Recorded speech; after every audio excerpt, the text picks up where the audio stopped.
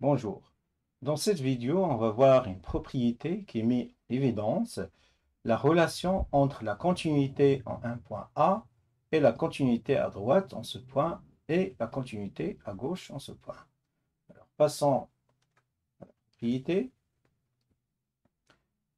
Alors, soit f une fonction. Alors, une fonction f définie au voisinage de A. Alors, on dit qu'il est continu en A si seulement si il est continu à droite en A et continue à gauche en A. Autrement dit, il faut que la limite de f de x lorsque x tend vers a+, soit égale à la limite de f de x lorsque x tend vers a- est égal à f de a. Passons maintenant à une illustration géométrique de ce résultat. Alors ici, devant vous, le graphe d'une fonction, et on va traiter la continuité au niveau de 1. Alors ici, la limite, on va calculer la limite de f de x lorsque x tend vers 1+, et la limite de f de x lorsque x tend vers 1-. Et bien sûr, on va comparer les résultats avec f de 1. Alors, la limite de f de x lorsque x tend vers 1+, donc on se place à côté de 1, voilà, la limite c'est 2. Alors, la limite, lorsque x tend vers 1-, on se place juste à gauche ici. La limite, c'est 1. Alors, pour l'image de 1, il se calcule au niveau de ce point ici. Donc, c'est 1. Alors, on remarque ici que la limite, lorsque f de x tend vers 1- est égale à 1, qui est égal à f de 1. Donc, la fonction qui est là, elle est continue à gauche en 1. Et bien sûr, la limite de f de x lorsque x tend vers 1 plus égale à 2 est différent de 1. Donc la fonction n'est pas continue à droite en 1, ce qui normalement se schématise par le symbole suivant. Maintenant, on va voir une autre situation.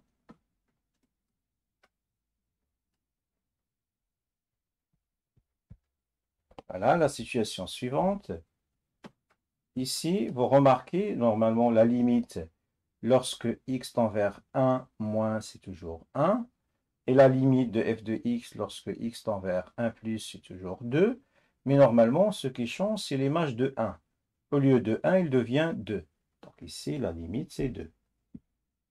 Alors ici, on remarque ici que la limite lorsque x tend vers 1- est égale à 1, mais ici, f de 1, c'est 2. Donc la limite de f de x quand x tend vers 1- est différente de f de 1. Ça veut dire que la fonction f n'est pas continue à gauche en 1. Mais ici, on a l'égalité. Donc la limite de f de x lorsque x tend vers 1+, est égal à f de 1 qui est égal à 2. Donc la fonction f est continue à gauche, à droite en 1. Maintenant, on va voir la situation d'une fonction qui est continue à droite et à gauche en 1. Voilà. Donc, il se présente comme ça, c'est-à-dire, puisqu'il est continu à droite et à gauche en 1, donc ça sera continu en 1. Maintenant, on va passer à un exemple.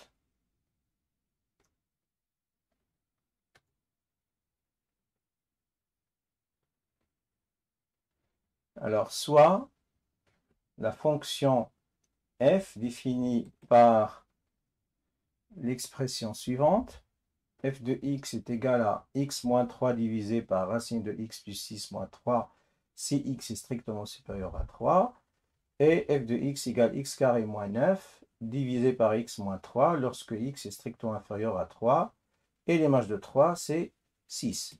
Et on vous demande d'étudier la continuité en 3. Alors, passons maintenant à la rédaction.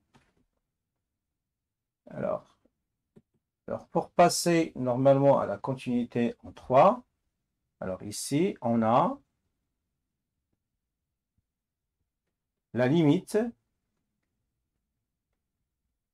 de f de x lorsque x tend vers 3 plus. Donc, 3 plus, ça veut dire que x est strictement supérieur à 3.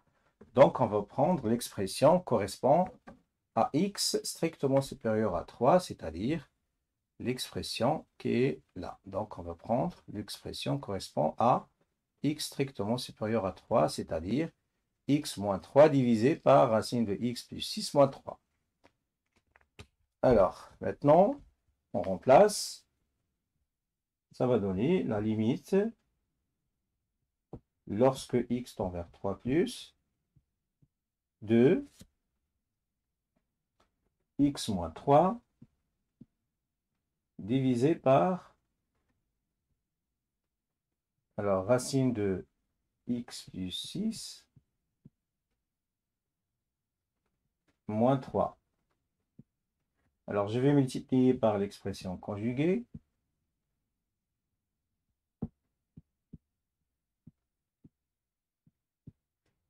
Alors, ici, c'est x moins 3, facteur de racine de x plus 6 plus 3. Ici, je vais multiplier par l'expression conjuguée en haut et en bas.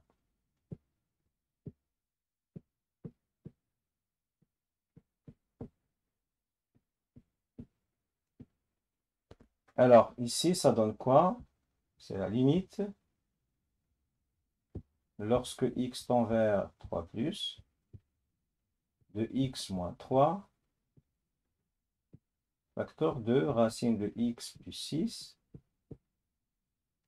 d'accord, plus 3 divisé par racine de x plus 6 au carré moins 3 au carré. Alors, ça donne quoi? C'est la limite quand x tend vers 3 plus. Ici, c'est x moins 3 facteur de racine de x plus 6 plus 3. Mais ici, faire attention, x moins 3, ici c'est x plus 6, puisque normalement le carré va disparaître avec la racine.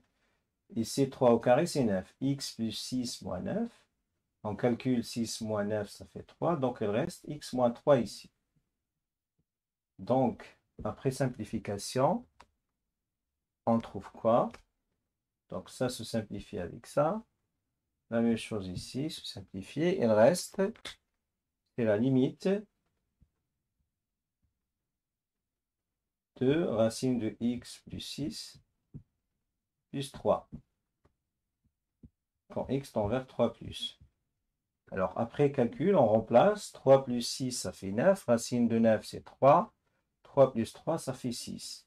Mais 6, alors si on remarque ici, normalement, le 6 est égal à f de 3. Marquez ici, le 6, c'est f de 3. Donc, c'est égal à f de 3. Alors, qu'est-ce qu'on a montré? On a montré que la limite lorsque x tend vers 3 plus, c'est égal à f de 3. Donc, la fonction f, elle est continue à droite en 3. Donc,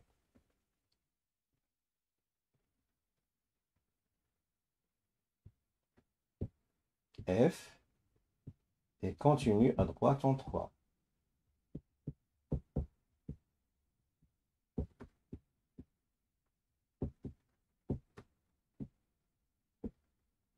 Maintenant, on va passer à étudier la continuité à gauche en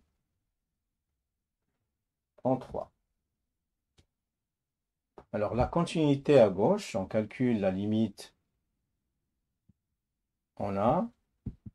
Calcule la limite à gauche en 3.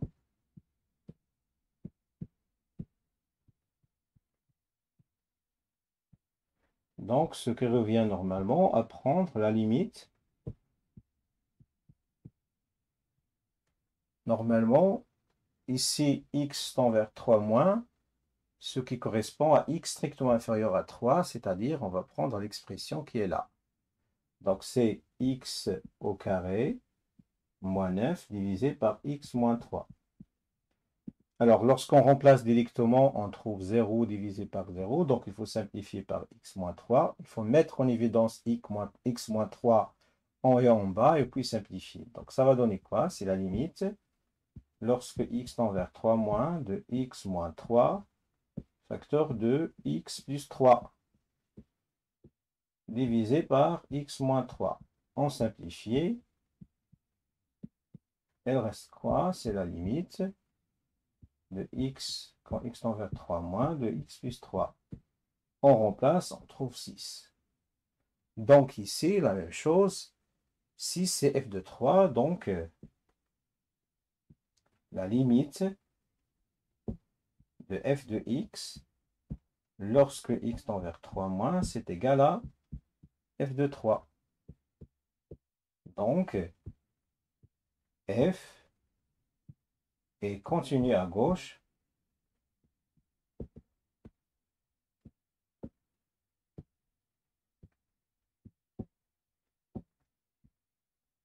en 3. Maintenant, la conclusion, f est continu à droite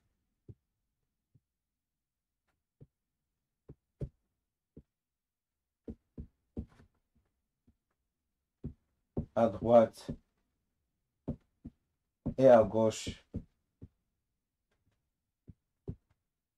en 3. Donc, il est continu en 3.